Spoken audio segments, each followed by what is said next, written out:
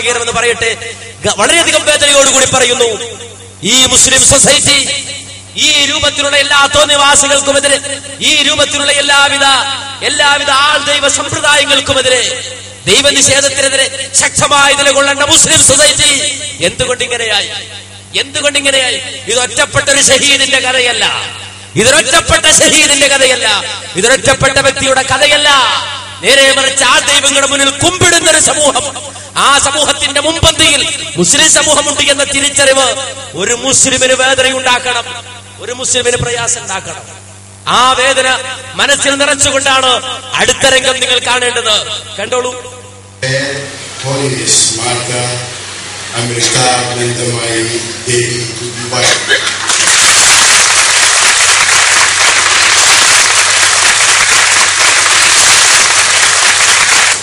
Amman, as she is having addressed by millions of them who want peace around the world, is a unique spiritual leader of India.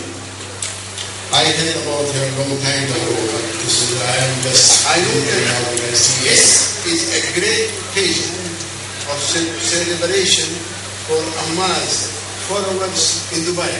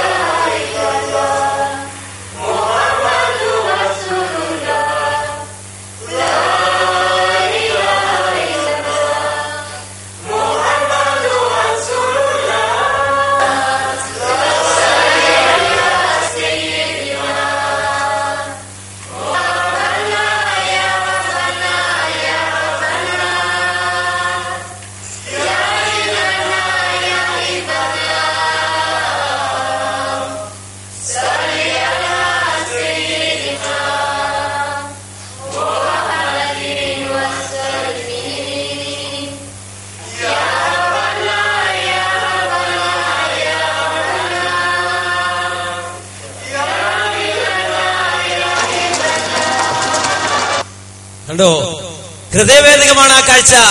ലാ ഇലാഹ ഇല്ലല്ലാഹ് എന്ന തൗഹീദിന്റെ കലിമത്ത് ഉച്ചരിച്ച് ഈ രൂപത്തിൽ ആ ദൈവങ്ങളുടെ മുന്നിൽ പോയി കുമ്പിടുന്ന മുസ്ലിമേ, എന്താണ് നിന്നെ കുറിച്ച് പറയേണ്ടത്? എന്താണ് വിശദീകരിക്കേണ്ടത്? എങ്ങനെയാണ് ഇതിനൊരു വിശദീകരണം നൽകുക? എന്തൊരു കാലമാണിത്, എന്തൊരു ലോകമാണിത്? എവിടെയാണ് നന്മ, എവിടെയാണ് ധർമ്മം, എവിടെ പോയി മനുഷ്യർ, എവിടെ പോയി നീതി, എവിടെ പോയി നീതിശാസ്ത്രം, എവിടെ പോയി ന്യായം, എവിടെ പോയി പ്രവാചകന്മാരുടെ ശബ്ദം, എവിടെ പോയി പ്രവാചകന്മാരുടെ ശബ്ദം? കലിമത്ത് തൗഹീദ് എവിടെ? ലാ ഇലാഹ ഇല്ലല്ലാഹ് എവിടെ? അത് പറയുന്നവരെവിടെ?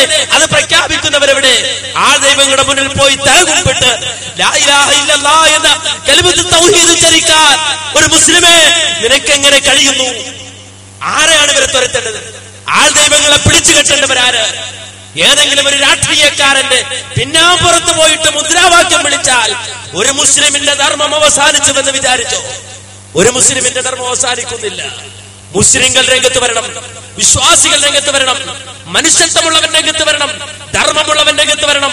രംഗത്ത് വന്നിട്ട് ഈ ആൾദൈവ സമ്പ്രദായത്തിനെതിരെ ശക്തമായി മതങ്ങളെ പിച്ച് ചെയ്തുന്ന, മതാദർശങ്ങളെ പിച്ച് ചെയ്തുന്ന ആൾദൈവ സംസ്കാരത്തിനെതിരെ അണിനിരക്കാൻ കഴിയില്ലെങ്കിൽ, ആണത്തമില്ലെങ്കിൽ പിന്നെ മുസ്ലിമാണെന്ന് പറയാതിരിക്കുന്ന, അല്ലെങ്കിൽ അത് പറയുന്നതിൽ നിന്ന് ഒഴിവാകേണ്ട ഒരു സാഹചര്യമാണ് നമുക്കുള്ളത് എന്നാ മനസ്സിലാക്കേണ്ടതുണ്ട്.